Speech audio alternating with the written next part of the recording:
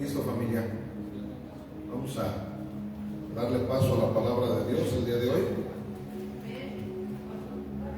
La semana pasada terminamos con el Evangelio no con el Evangelio, sino con el capítulo 10 del Evangelio de Marcos, si se acuerdan, ¿verdad?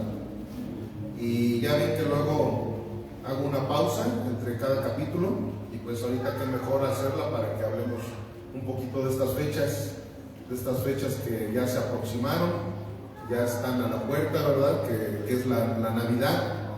Entonces hoy vamos a tener un tema navideño, un tema en el cual vamos a encontrar parte de ese propósito que nuestro Dios tuvo para con nosotros a través del nacimiento de Jesús, ¿verdad? Del Dios encarnado. Entonces, el título de nuestra predicación, ¿quién me podría hacer el favor de estar ahí en la multimedia? ¿Dónde anda Niki? ¿Sí puedes hacerme el favor, hija? Y ahora los dos jovencitos que se encargan de eso no están. Entonces, aquí vamos a ver que el título de nuestra predicación del día de hoy tiene por nombre De un pesebre a la gloria.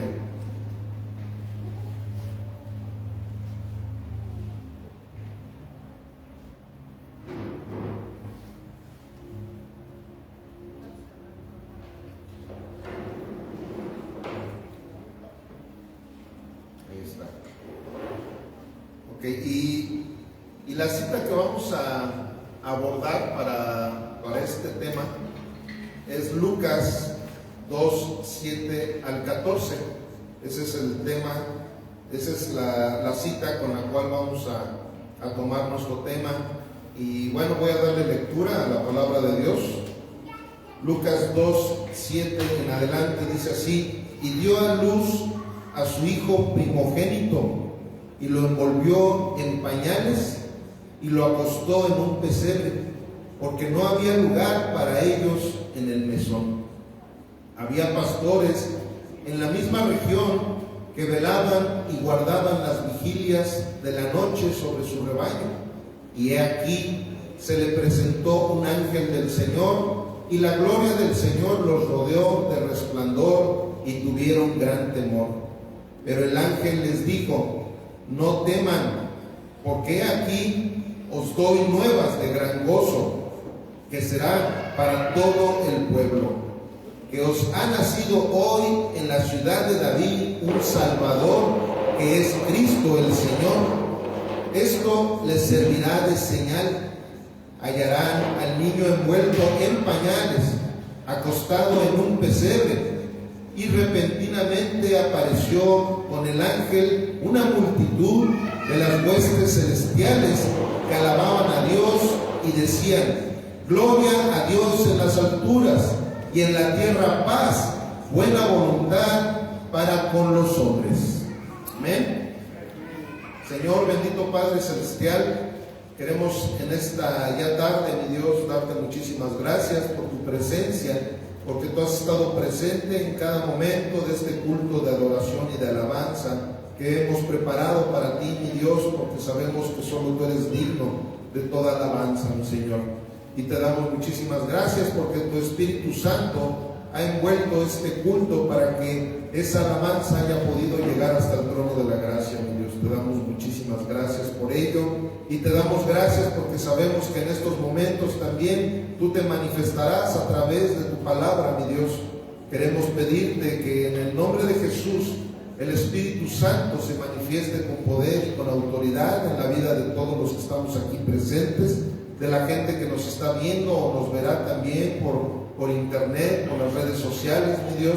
Te pido una bendición especial para todos nosotros, para que de esa manera podamos escuchar tu voz claramente el día de hoy, Señor.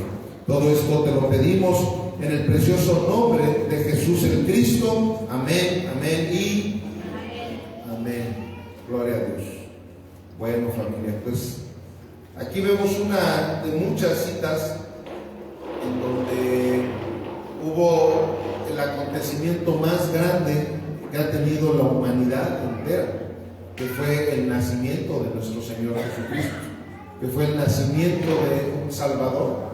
Pero aquí pues todos conocemos, ¿verdad?, la historia, porque incluso en las posadas y en todas las festividades que en algún momento hemos llegado a celebrar, ahí pues se hace una analogía de lo que sucedió en aquel entonces, o se hace una obra muchas veces, ¿verdad?, de lo que sucedió allí cuando María y José no tenían ni siquiera dónde hospedarse, cuando llegaron a esa pequeña aldea. Era un pueblito chiquititito, porque Belén es uno de los pueblitos más chiquitos de todo ese país de Israel. Es un pueblito muy pequeñito. Es más, ni siquiera está registrado como un pueblo, sino como una pequeña aldea, ni siquiera como una aldea, sino como una pequeña aldea.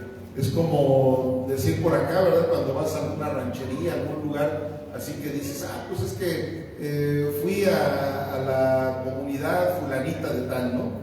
Entonces dices, no, ni siquiera era una ciudad, ni siquiera era un pueblito, ni siquiera era lo que es una verdadera ranchería, sino algo muy pequeño. Y dentro de ese pueblito chiquito fue a nacer en un pesebre. O sea, ni siquiera nació ahí en la casa más importante de ese lugar. ¿Y por qué les estoy haciendo esta referencia? Porque precisamente si nuestro Dios se atrevió a ser encarnado y haber nacido en un lugar como ese, es porque a Él no le importa en lo más mínimo los espectáculos, no le interesa todas las grandezas que este mundo nos ofrece. Desde el momento en que a Él le plació ni siquiera nacer en Jerusalén, que es la capital, ¿verdad?, de Israel, ni siquiera quiso nacer tampoco en Roma, ¿verdad?, que era en esos momentos la ciudad más importante del mundo entero. Él pudo haber nacido en donde Él hubiera querido, estamos de acuerdo con eso, ¿verdad? Él, si hubiera querido, hubiera nacido en un palacio en Roma, para que todo el mundo supiera, ¿verdad?, que había llegado el Rey de Reyes y Señor de Señores. Pero desde el momento en que Él no nació en un lugar como esos, y nació en un pesebre, en una aldea muy pequeñita, en uno de los lugares más pequeños que tiene el país de Israel, es porque Él quería desde allí darnos un mensaje a todos nosotros. Desde ahí empezó a dar un mensaje a la humanidad, y creo que pues ese mensaje se define en una sola palabra: en humildad, ¿verdad? Porque como lo hemos dicho, humildad no es sinónimo de pobreza, humildad no es sinónimo de falta de carácter, humildad no es sinónimo de una voz bajita. Humildad es cuando tú tienes el poder de hacer algo, pero no lo utilizas en ningún momento ese poder para aprovecharte de ello, sino todo lo que va en contra de eso, en contra de la soberbia, en contra del orgullo. Exactamente. Entonces, ¿qué sucede? Que desde ese momento nuestro Dios nos está dando el mensaje más importante que el ser humano debe de entender, que para que nosotros podamos lidiar con Dios, solamente es a través de la humildad. No hay forma de que nosotros podamos lidiar con Dios, no hay forma de que nosotros podamos convivir con Él, no hay forma de que nosotros podamos incluso hablar con Él, si no es a través de la humildad, familia. Entonces empiezo con esta reflexión que necesitamos todos entender, que por algo es que nuestro Señor quiso nacer de esa manera, ¿ok? Y bueno, aquí está la primera frase que dice: la señal de Dios no es espectáculo, es obediencia a su palabra. Esa es la señal que que nosotros podemos tener en nuestras vidas. Esa es la evidencia de que Dios no simplemente nació en Belén hace aproximadamente 2000 años, sino que Dios ya ha nacido en nuestros corazones, porque eso es lo más importante de la Navidad. No que haya nacido en un pesebre, no que haya nacido en este mundo, sino que haya nacido en nuestros corazones, familia. Entonces, ¿cuál es esa evidencia de que Dios ha nacido en tu corazón? Pues simplemente que hay una humildad que ni siquiera tú la puedes comprender. Que tú dices, ¿cómo puede ser posible que yo vengo de una familia soberbia? Yo vengo de una familia que dice muchas groserías, vengo de una familia que le gustan las borracheras, que nada más llegan estas épocas, y estas épocas es para desfalcarse, ¿verdad?, con las tarjetas de crédito, para estar presumiendo, para estarnos emborrachando en las pachangas, para estar comiendo de una manera exagerada, para todas esas cosas que desgraciadamente el mundo hace normalmente, ¿verdad?, en estas fechas. Nuestra evidencia, ¿sabes cuál va a ser? De que vamos a celebrar a un Cristo vivo, a un Cristo que vino en humildad, que vino en mansedumbre y que Él nos dio todo lo necesario para que tú y yo también aprendamos de Él la mansedumbre y la humildad de corazón, así como Él mismo nos lo dijo, ¿verdad? Entonces, prácticamente esa es la base del mensaje que el día de hoy el Señor nos trae. Nosotros tenemos que entender claramente, como dice esta frase, la señal de Dios no es espectáculo, es obediencia a su palabra. Esa es la señal, esa es la evidencia de que tú y yo tenemos esa bendición de que Jesucristo haya nacido en nuestros corazones, que somos obedientes a su palabra. ¿Amén, familia? Ok, bueno, pues vamos a empezar con el primer segmento. El primer segmento tiene por título Cristo vino en humildad, y para ello vamos a ver Lucas 2:7, que es lo que dice: y dio a luz a su hijo primogénito. Fíjense, a su hijo primogénito, ¿verdad? Porque luego han habido algunas doctrinas antibíblicas que hablan de que ella ya no llegó a tener más hijos. Sin embargo, la Biblia habla de hermanos de nuestro Señor Jesucristo, hermanos carnales. Y aquí incluso se está viendo como dice su hijo primogénito. O sea, ¿qué quiere decir primogénito? El primero de algunos otros, ¿verdad? Porque si hubiera sido el único, diría el hijo unigénito. Pero no dice hijo unigénito, dice el primogénito.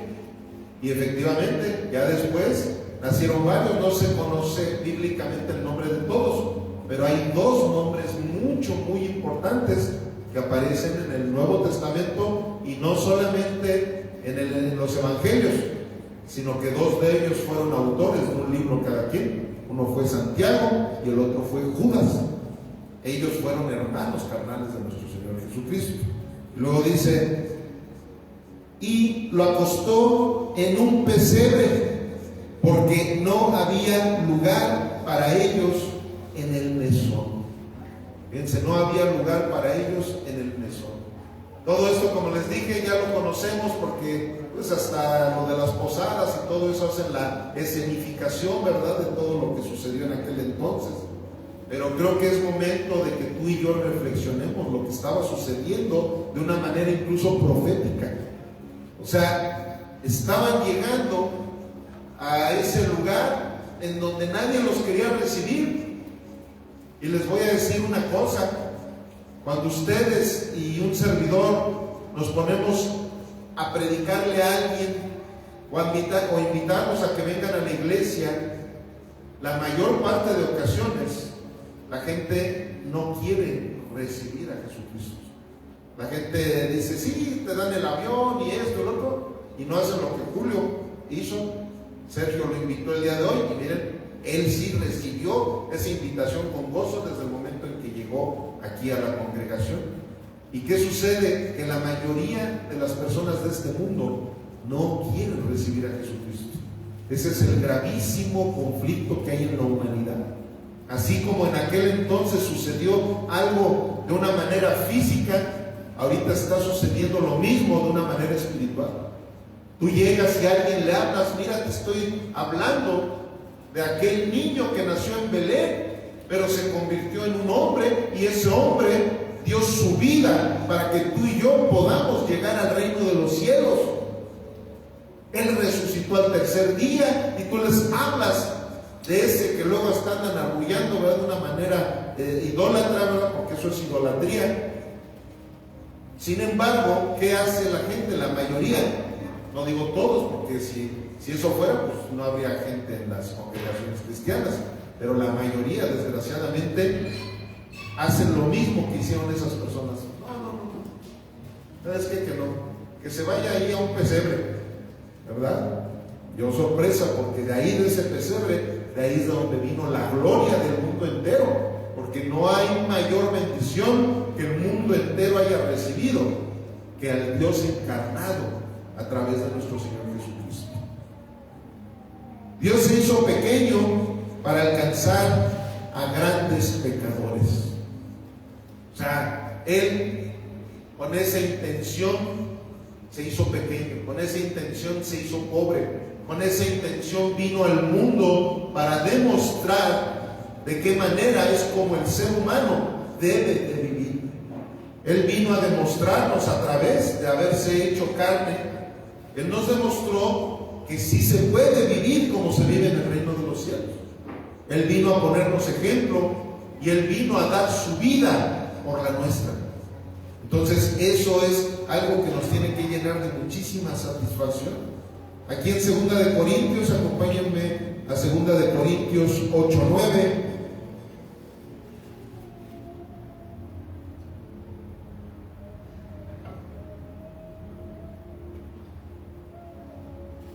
Porque ya conocen la gracia de nuestro Señor Jesucristo, que ¿por qué dice allí? Por amor a ustedes se hizo pobre. Mira, voltea con tu vecino de al lado y dile, se hizo pobre. Luego dice, siendo rico, para que ustedes con su pobreza fueran enriquecidos. Y esto no es una cita para darle vuelo ahí a los de la doctrina de la prosperidad, ¿verdad? Porque ellos usan esta cita mucho, ¿verdad? Para decir que si tú quieres hacerte rico, pues necesitas sembrar y necesitas hacer una serie de obras y de cosas, ¿verdad?, para que te vaya bien. Pero no, aquí nos está hablando, aquí la interpretación correcta de lo que nos está diciendo es que nuestro Señor Jesucristo, Él se hizo pobre para que de esa manera Él pudiera cumplir con lo que ya el profeta había dicho, o los profetas, porque hubo varios profetas mesiánicos que hablaron de lo que iba a suceder con nuestro Señor Jesucristo a través de esa pobreza en la que Él iba a nacer, a través de esa debilidad en la que nuestro Señor Jesucristo iba a venir a este mundo.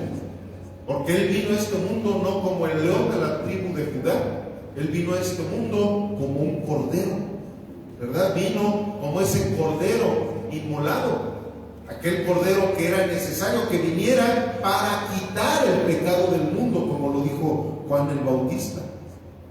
Pero ¿qué sucede? La intención que tuvo nuestro Señor Jesucristo es para que nuestras riquezas no estuvieran en nuestras cuentas de banco, sino para que nuestras riquezas estuvieran en el reino de los cielos.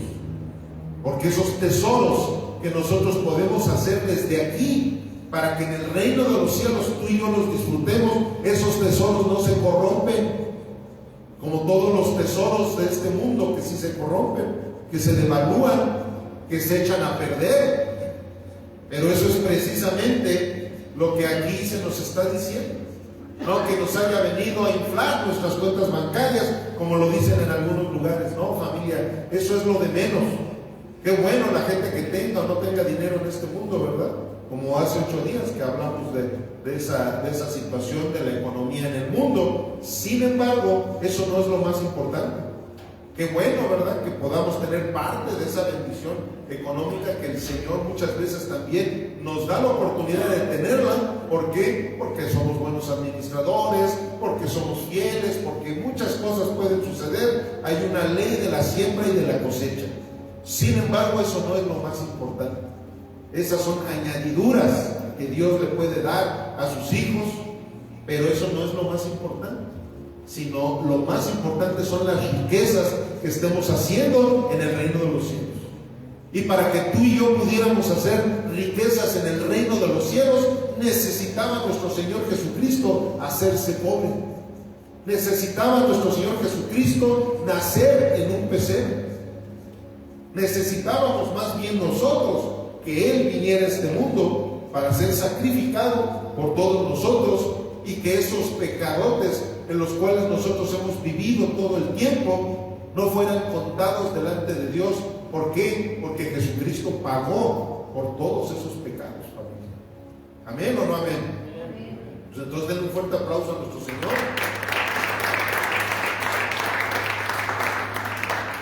Y en el segmento número 2 que tenemos por título, Dios se revela a los humildes. ¿A quiénes? Humildes. Jamás va a poder tener revelación de Dios un arrogante, un orgulloso. Precisamente por eso muchas veces a la gente que es orgullosa, a la gente que es soberbia, por eso la vemos con tanta ignorancia espiritual. Por eso es que vemos que ni siquiera son capaces de agarrar una Biblia para poderla leer, porque su soberbia no se los permite. Su soberbia no les permite venir a la iglesia cuando alguien se les invita. Su soberbia no les permite aprender de la palabra de Dios. Por eso es que Dios solamente se le revela a los humildes. Cuando tú tienes esa humildad de corazón, cuando tú tienes esa capacidad de ser enseñable, incluso a los pastores, y precisamente con mi esposita estaba yo hablando el día de ayer de esa situación. Hay muchos pastores precisamente que por eso ni siquiera conocen la gracia de nuestro Señor Jesucristo. ¿Por qué? Porque en el momento en que alguien por ahí les dijo que eran pastores, pensaban que ya no tenían que aprender nada. Y eso es lo peor que podemos hacer nosotros como pastores. Al contrario, cuando el Señor te da el llamado pastoral o de cualquier ministerio, es cuando más necesidad tienes de estar aprendiendo y aprendiendo y aprendiendo. Porque si no, imagínense cada domingo que voy a estarles yo enseñando, si yo estoy estancado y no sigo aprendiendo y no sigo aprendiendo. Pero ¿saben qué? Que si yo soy una persona soberbia, como desgraciadamente hay muchos, pues por eso no pasan, como dicen por ahí, de perico perro, ¿verdad? Siguen y siguen y siguen ahí con sus mismos sermones y no pasan de allí. Y no se dan cuenta de que el Señor trae una serie de revelación a través de su palabra. Y ya todo está revelado en su palabra. O sea, no se trata de que vino un profeta, ¿verdad? Y me trajo una nueva revelación. ¿No? ¿Cuál nueva revelación? La única revelación ya está en la Escritura. Pero el Señor nos da la iluminación de esta revelación cuando hay humildad en nuestros corazones. Cuando tú dices, sí, mira, yo ya tengo seminarios, tengo institutos bíblicos, talleres, discipulados, he estudiado mucho, pero necesito seguir aprendiendo. Necesito seguir aprendiendo. Y si yo puedo encontrar, ya sea en un niño, ya sea en un abuelito, ya sea en alguien que sea pastor, ya sea en alguien y si yo puedo encontrar en esa persona aprendizaje para que yo pueda cumplir con mi ministerio de la manera correcta, esa es una persona humilde. Pero hay gente que definitivamente no sabe nada y piensan que saben todo. Es porque son orgullosos, es porque son soberbios. Entonces aquí tenemos que entender que el Señor precisamente nos dio esa lección desde que nació. En Lucas 2, 8 al 9 dice la palabra: había pastores en la misma región que velaban y guardaban las vigilias de la noche sobre su rebaño. Y aquí se les presentó un ángel del Señor, y la gloria del Señor los rodeó de resplandor, y tuvieron gran temor. Aquí vemos cómo el ángel se le presenta a pastores, y no eran pastores evangélicos, no eran pastores de iglesias, era precisamente de donde salió esta analogía del pastorado ministerial.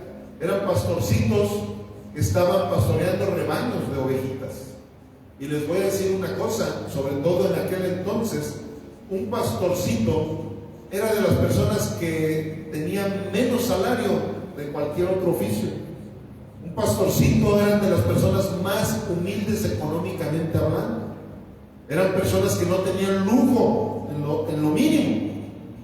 Sin embargo, nuestro Señor Jesucristo llegó a nacer entre esos pastorcitos. No llegó a nacer ahí con Herodes o con los príncipes o con los gobernantes, ni siquiera con los fariseos, ¿verdad? Con los del Sanedrín. No, Él vino a nacer en medio de pastorcitos, y el ángel se presentó con pastorcitos.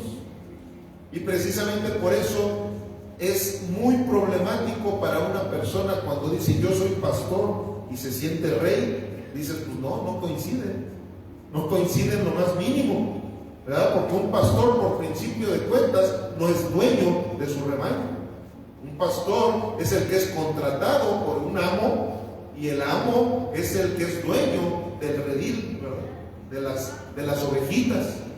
Entonces, ¿qué es lo que hace un pastor? Cuidar de las ovejas que no le pertenecen a él. Desde ahí tú estás mostrando que eres una persona humilde. ¿Quieres ser pastor? Qué bueno que quieras ser pastor, pero piensa perfectamente que un pastor no está para que le sirvan, está para servir. Amén, familia. La gloria de Dios no busca escenarios, busca corazones disponibles. Eso es lo que busca la gloria de Dios. Nosotros tenemos que entender que en el momento en que nuestro Señor Jesucristo vino a este mundo, vino con la intención de edificarnos a todos nosotros a través de cada detalle que Él ya había preparado desde antes de la fundación del mundo para que así se llevara a cabo. No crean que todo esto de que el Dios se haya encarnado en nuestro Señor Jesucristo, no crean que eso fue un plan B. Todo ya estaba diseñado desde antes de la fundación del mundo para que así sucediera. Todo ya estaba diseñado para que Satanás cayera de la manera que cayó, con una tercera parte de los ángeles del cielo. Todo ya estaba preparado para que Adán y Eva cometieran ese pecado de desobediencia, ese pecado original, para que todos nosotros fuéramos también participantes de ese pecado y tuviéramos la necesidad de que se encarnara en un pequeñito, en un niño, el Dios Todopoderoso, y que ese pequeñito creciera de la manera que lo hizo nuestro Señor Jesucristo hasta los 30 años, para que a los 30 años Él empezara con su ministerio público, en el cual iba a empezar a darnos una serie de enseñanzas a través de esa buena noticia, el Evangelio, con el cual nos iba a dar la redención a todos nosotros que estábamos bajo condenación. ¿Por qué? Porque Adán y Eva nos habían dejado bajo condenación. Pero vino el segundo Adán, ¿verdad? Que es nuestro Señor y nuestro Salvador Cristo Jesús, que Él cambió todas esas cosas que estaban distorsionadas para reformarlas y regresarnos al diseño original para el cual todos nosotros fuimos creados, para vivir eternamente con Dios. Pero eso solamente pudo haber sido a través de este acto tan hermoso que tuvo el Señor de haber sido rico, convertirse en pobre, de haber sido un Dios todopoderoso y venir a nacer en un pesebre totalmente humilde y lleno incluso, ¿verdad?, de animalitos, que cuando está lleno de animalitos un lugar, yo creo que no huele tan bien, ¿verdad?, ese lugar. Entonces nada más imagínense hasta dónde se humilló el Dios Todopoderoso para que tú y yo pudiéramos comprender de qué manera es como tú y yo también debemos de expresar nuestro amor por Él. Sin humildad no podemos nosotros expresar nuestro amor por el familia. Repito, la gloria de Dios no busca escenarios, busca corazones disponibles. Y vamos a 1 Corintios 1:26, por favor.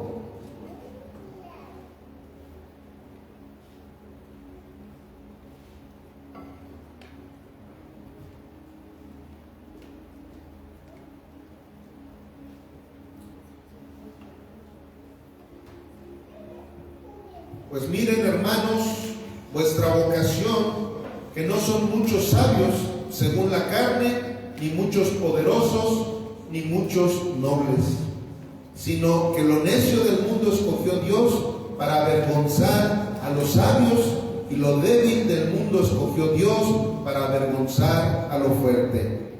Y lo vil del mundo y lo menospreciado escogió Dios, y lo que no es, para deshacer lo que es, a fin de que nadie se jacte en su presencia.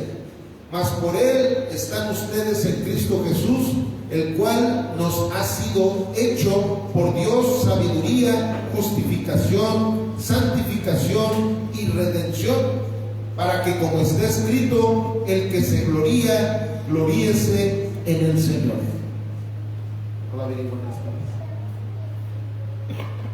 Miren, familia, aquí estamos viendo claramente que ya incluso, ya no en el Evangelio, sino en esas cartas en donde Dios le dio a los apóstoles la oportunidad de que fueran el fundamento de la fe de la iglesia.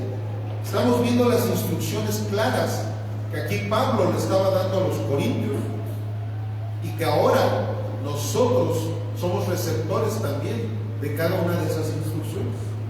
Entonces aquí vemos claramente que la gente que piensa que a través de su poderío, que a través de su fuerza económica, que a través de su gran inteligencia, a través de su gran profesión, pueden agradarle a Dios, están totalmente equivocados.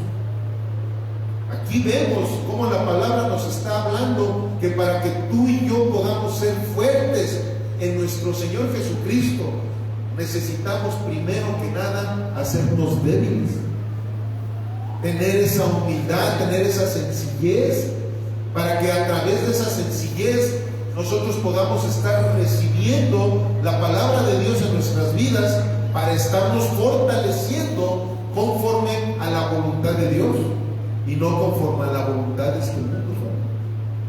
Entonces, esto es algo en lo cual el mundo no coincide en lo más mínimo. Y como nosotros venimos del mundo, por eso nos llega a costar tanto trabajo podernos alinear, poder llegar a esa altura de la unidad, para poder llegar a la altura del varón perfecto. ¿Por qué nos cuesta tanto? Por ese orgullo que muchas veces nosotros queremos seguir acumulando en nuestras vidas, por esa egolatría, ¿verdad?, que tenemos. Porque hay veces que dices, sí, yo ya soy cristiano, ya no tengo ídolos, ¿verdad? Esos ídolos que yo tenía, ¿verdad?, cuando antes no conocía de la palabra de Dios, ya no los tengo. Pero la egolatría es igual de pecaminosa, o a lo mejor hasta peor, ¿verdad?, que esa idolatría en la que tú tenías antes por ignorancia. ¿Y cuál es esa egolatría? El pensar que la palabra de Dios es mínima cuando se interpone entre la palabra y tu persona, tu comodidad, lo que tú necesitas, lo que tú piensas, lo que tú has estado acostumbrado a hacer, ¿verdad? Porque ahí es donde yo he visto cómo mucha gente se detiene. Mucha gente que ya aparentemente tiene un caminar con Dios, y a veces se detiene ese caminar con Dios. ¿Por qué? Porque se interpone sus necesidades. No, es que yo antes sí iba a la iglesia, pues porque no tenía otra cosa que hacer. Pero ¿qué crees? Que pues ahora ya tengo ciertas necesidades y ahora ahí se oye mejor. Es que se oye un zumbidito medio raro, ya se le había quitado, pero creo que sí. Ahora ahí chécalo. Entonces, ¿qué sucede? Que en el momento en que ya dices, no, es que pues como yo antes no tenía trabajo los domingos, pues por eso sí iba a la iglesia. Pues como antes no tenía yo compromisos, pues antes sí. Pero se empieza a interponer entre nosotros. ¿Por qué? Porque el mundo nos enseñó eso. Que mientras más fortalezcamos nuestro orgullo, que mientras más aparentemos ante la gente que somos mejores, eso es lo que la sociedad nos tiene en la cumbre, ¿verdad? Pero no, familia, aquí estamos viendo que para con Dios es todo lo contrario. ¿Cómo es como Dios pudo derrotar a Satanás? A través de una cruz. O sea que Dios, Él vence perdiendo. ¿Sí me estoy explicando? Esa es la manera en la que se gobierna en el reino de los cielos. Ganar perdiendo. Y en el reino de las tinieblas, en este mundo, eso es locura. Para el mundo eso es locura. ¿Cómo puede ser posible que un Dios todopoderoso haya permitido que le hayan dado de latigazos? ¿Cómo es posible que haya permitido que le hayan puesto una corona en donde le empezó a desgarrar toda su frente, su cabeza con las espinas? ¿Cómo puede ser posible si es el todopoderoso? ¿Cómo dejó que lo hayan crucificado? Si él así él hubiera traído legiones de ángeles para destruir a todo el ejército romano. ¿Por qué? Porque él gana perdiendo. Y eso es lo que nosotros tenemos que aprender a hacer. Y desgraciadamente es nuestro mayor obstáculo, el que no queremos ganar perdiendo. Nosotros pensamos que podemos decir, no, yo puedo ganar el reino de los cielos, porque es otra tontería que el ser humano piensa, que se puede ganar el reino de los cielos. Y dice, yo puedo ganar el reino de los cielos sin tener que sacrificar absolutamente nada. Yo no tengo que sacrificar a mis amistades, yo no tengo que sacrificar mis vicios, yo no tengo que sacrificar mis tradiciones, yo no tengo que sacrificar nada, y puedo también tener el reino de los cielos. Es una mentira total. Es una mentira. El Señor nos enseña a ganar perdiendo. Nuestro Señor Jesucristo perdió su poderío, perdió hasta la última gota de su sangre, perdió incluso hasta su reputación, porque le desgarraron las vestiduras, lo azotaron de una manera tremenda, lo llevaron a un madero, que era la humillación más tremenda que había en todos los castigos de Roma. Era la humillación más horrible, y nuestro Señor Jesús perdió todo por darnos vida eterna a ti y a mí.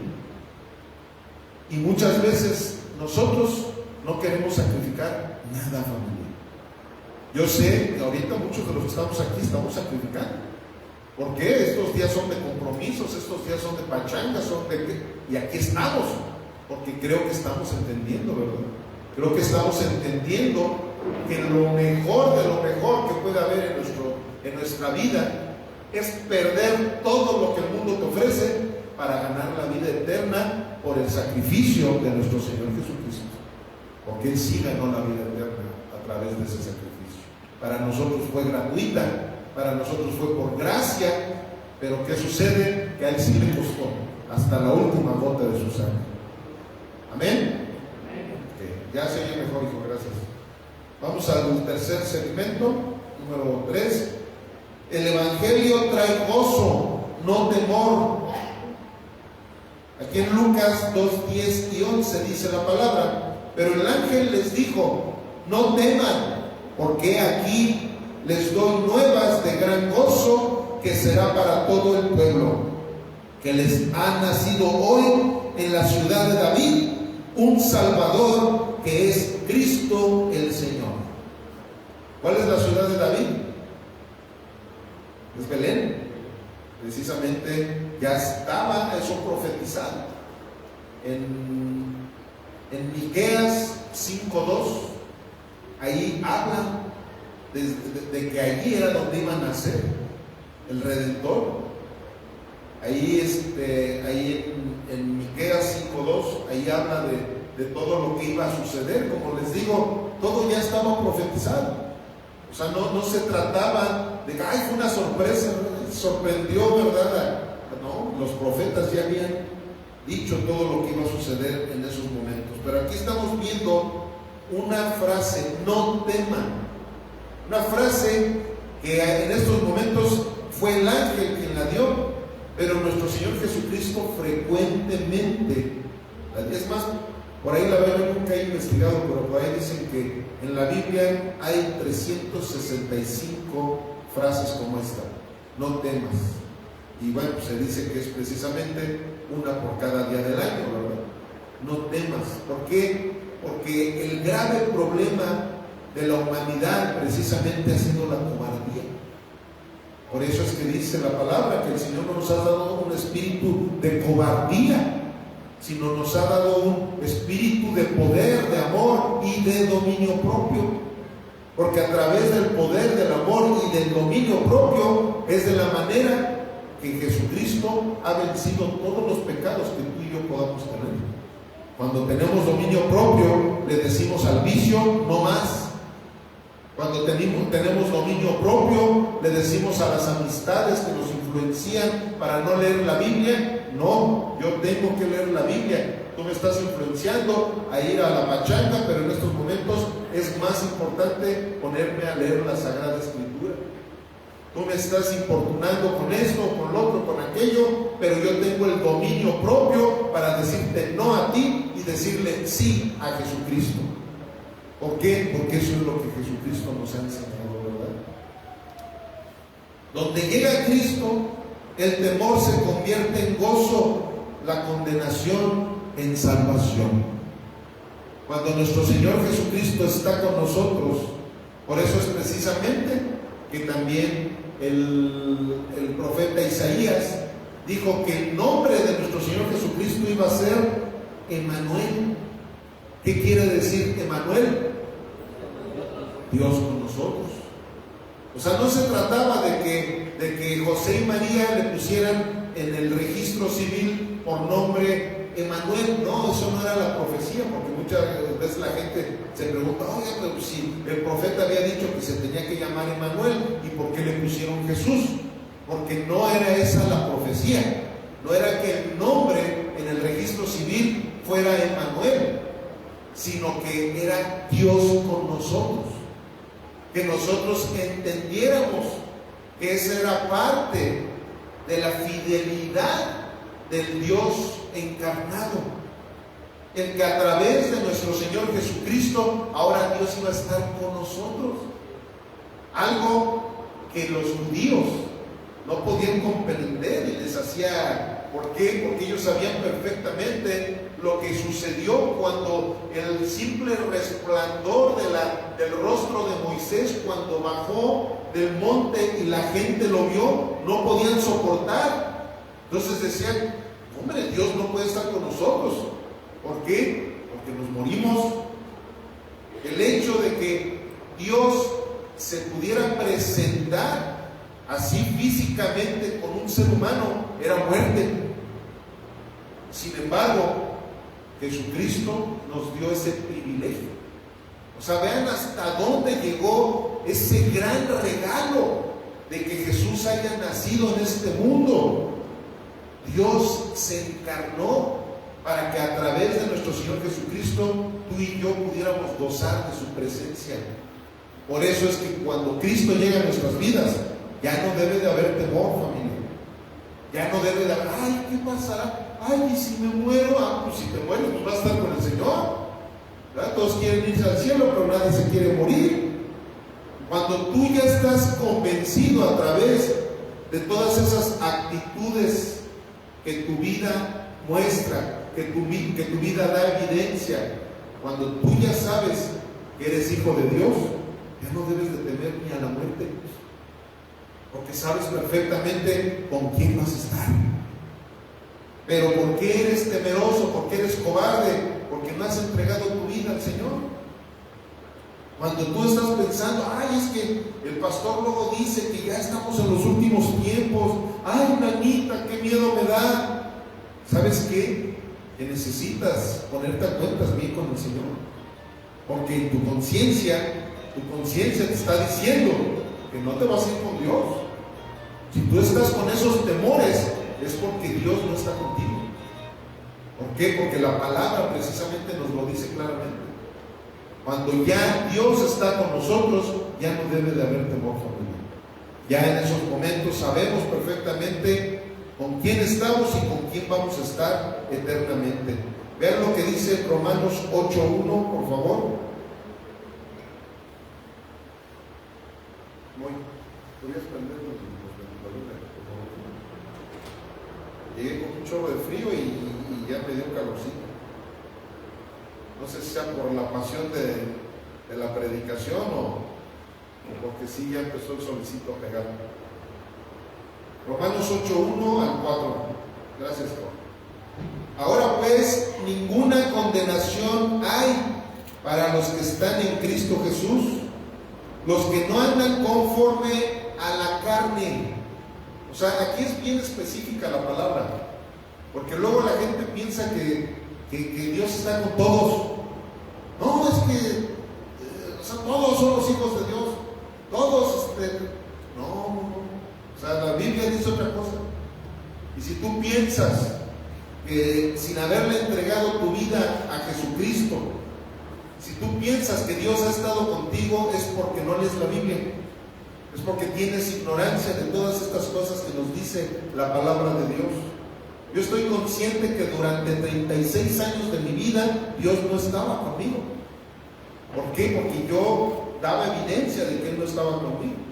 Pero cuando entregué mi vida a nuestro Señor Jesucristo, empezó a ver la evidencia de que Él estaba conmigo.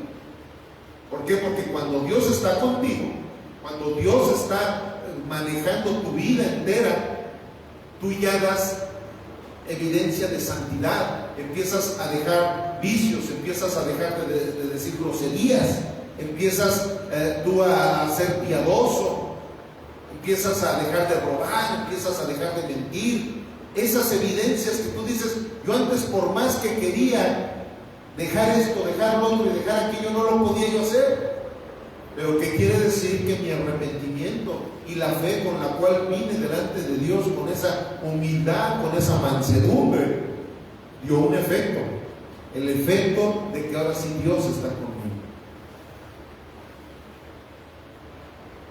Luego dice en el 2, porque la ley del Espíritu de vida en Cristo Jesús me ha librado de la ley del pecado y de la muerte. Porque lo que era imposible para la ley, por cuanto era débil por la carne, Dios enviando a su Hijo en semejanza de carne, de pecado, y a causa del pecado, condenó al pecado en la carne, para que la justicia de la ley se cumpliera en nosotros, que no andamos conforme a la carne, sino conforme a ¿qué dice? A ver, pregúntale al que tienes al lado, ¿tú andas conforme a la carne o conforme al Espíritu?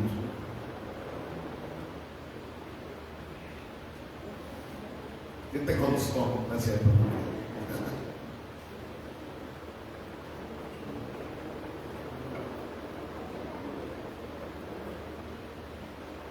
Eso es difícil decirlo con palabras. Eso lo dices con tus acciones. Cuando estás conforme a la carne o cuando estás conforme al Espíritu. Y precisamente aquí nos está hablando de que hay mucha condenación para el que está conforme a la carne. Pero para los que estamos conforme al Espíritu, ya no hay condenación.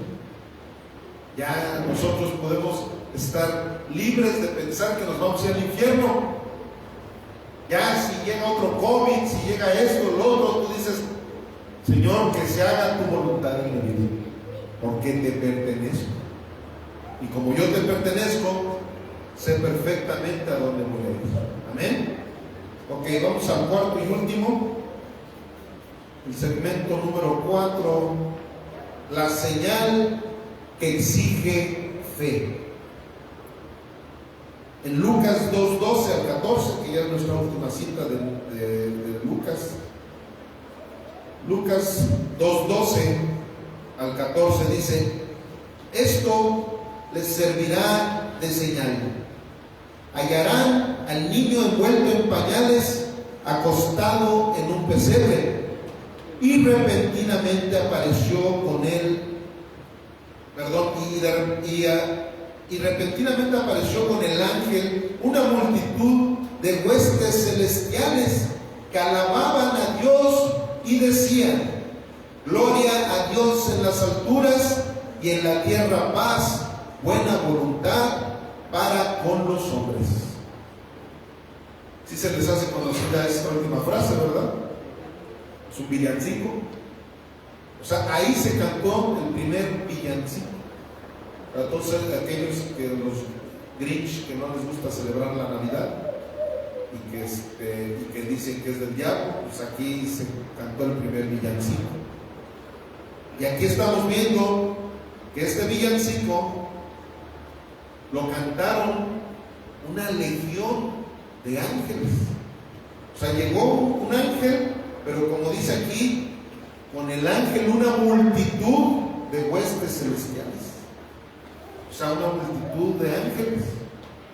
Así como esa multitud de ángeles están aquí alrededor de nosotros. ¿Por qué? Porque se está predicando la palabra de Dios. Cuando se predica la palabra de Dios, los ángeles están atentos a todo lo que se está hablando del Rey de Reyes y Señor de Señores. Cuando estamos adorando a nuestro Dios, ustedes no se dan cuenta, pero ellos están danzando aquí alrededor de nosotros, y más cuando ellos ven que nosotros también danzamos, ¿verdad, familia? Porque aquí danzamos, ¿verdad? Aquí no necesitamos un robot que nos esté diciendo cómo hacerlo y todo. Aquí el Espíritu Santo se encarga de mover nuestro cuerpecito y decirle al Señor que lo amamos y lo adoramos a través de nuestra danza, a través de nuestro cántico. Y bueno, aquí en estos momentos estamos viendo que eso es bíblico. En cuanto tú sientes la presencia del Señor, lo primero que hace un hijo de Dios es lo que hacen los ángeles: adorarlo, bendecirlo, humillarte delante de Él. Eso es lo que debemos de hacer como hijos de Dios. Solo cuando Dios es glorificado poniéndote en paz con Él, el hombre puede tener paz. No hay forma de que el ser humano pueda tener paz, porque precisamente aquí no simplemente estaban cantando los ángeles, estaban dándonos una promesa a todos los que viniéramos a tener paz con Dios, a reconciliarnos con Dios. Porque sin Jesucristo no puedes estar reconciliado con Dios. Tú pudiste haber estado en 20,000 religiones donde te hablaban de Jesucristo, pero si tú no leías la Biblia y si tú nunca te rendiste a Jesucristo, no te reconciliaste con Dios. Y si no estás reconciliado con Dios, no puedes tener paz. Puedes tener felicidad mundana, ¿verdad? Puedes tener placeres. Hay muchas cosas que se confunden con la paz. Pero la paz solamente viene a través de Jesucristo en nuestras vidas. No hay otra manera. No hay otra forma de poder obtener esa paz. Y ya por último, pónganse de pie, familia, por favor. Vamos a leer la última cita. Nada más que esta cita la voy a leer en la versión TLA, traducción del lenguaje actual.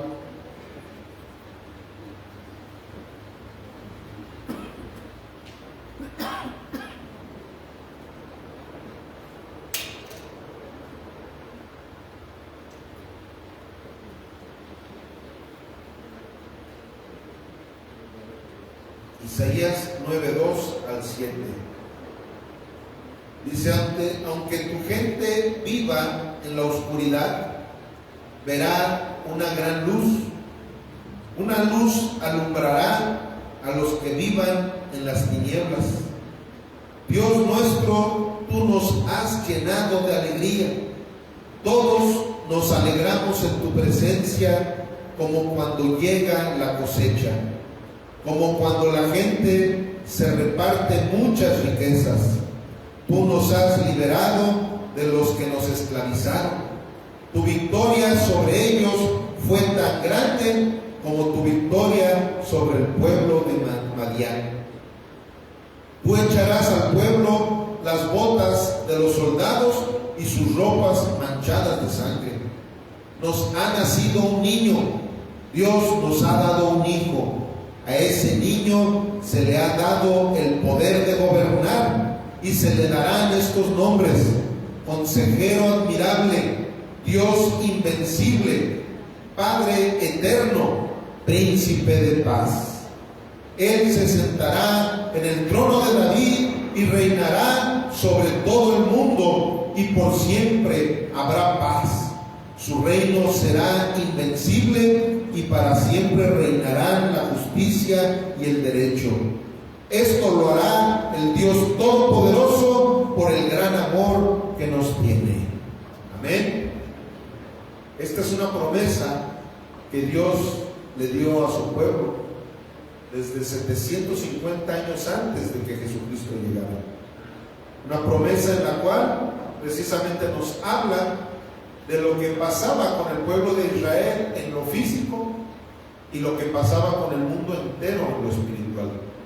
Todos vivíamos en tinieblas, todos estábamos en un tropezadero continuo. Se necesitaba de que llegara el Salvador. Un niño nos ha nacido, como dice el profeta, y ese niño no nació para que lo festejáramos con borracheras, familia. Ese niño no nació para que gastáramos hasta lo que no tenemos en adornos navideños, en cenas y peor aún en licor, ¿verdad? En vinos, en whiskies, en tequilas, en cosas que Dios aborrece. Él nació para que tú y yo pudiéramos venir de las tinieblas a la luz eterna con nuestro Señor Jesucristo. Esa fue la intención de nuestro Señor. El mundo no tuvo lugar para Cristo y hoy muchos celebran su nacimiento sin darle lugar en su corazón. O sea, fíjense lo que son las cosas, porque hay algo muy raro, ¿verdad? Todo el mundo celebra la Navidad, todo el mundo hace unas pachangotas tremendas, hasta los ateos. Yo tengo un tío que se declara ser súper ateo, pero hace unas fiestas navideñas buenas. Y me acuerdo que él llegaba luego y como cobraba su aguinaldo, hasta compraba muchos regalos para llevarlos y festeja la Navidad todo lo que da, pero no quiere creer en Dios. Y hay muchos, ¿verdad? Hay muchos ateos de segunda que sí dicen creer en Dios, pero no le obedecen. Y en estas fechas dan evidencia de que no le obedecen. Sus festejos no glorifican a Dios. Sus festejos glorifican al mundo, glorifican a Satanás y glorifican a todas las cuentas bancarias de aquellos que hacen negocio redondo con estas festividades, familia. Así que no nos dejemos engañar por Satanás. No nos dejemos engañar por la publicidad. No es a Santa Claus al que hay que festejar. Es más, ese panzón es un ídolo para muchos. Por eso hasta le pusieron Santa Claus, ya hasta lo canonizaron también. Eso no es lo que la Biblia nos enseña. A quien se le festeja es a Jesucristo. ¿Y quién lo festeja? Todo aquel que ha tenido el privilegio de que Jesucristo nació en nuestras vidas, en nuestros corazones, en nuestras familias, en nuestras casas, en nuestras festividades. Así de la manera que ayer se festejó a nuestro Señor Jesucristo en este lugar, como ayer se los dije, así es como hay que hacerlo también en nuestras casas. Nada de pecado, nada de dejarnos influenciar por los compadres o por los familiares con los cuales vamos nosotros a festejar, ¿verdad?, la Navidad. No, nosotros somos los que debemos de ser influencia para ellos. Son momentos especiales para evangelizar a la gente. son momentos idóneos para decirle: mira compadre, mira hermano, mira tío, te voy a decir cuál es el verdadero propósito de estas festividades, y hablarles todo lo que hoy hablamos en este culto, todo lo que hoy aprendimos o todo lo que hoy recordamos a través de la Sagrada Escritura. Esto mismo hay que decirle a nuestros familiares con los cuales nos vamos a pasar la Navidad, familia. No permitir que el mundo se apodere de algo que le pertenece única y exclusivamente al Dios Todopoderoso. Amén. Vamos a dar un fuerte aplauso a nuestro Dios.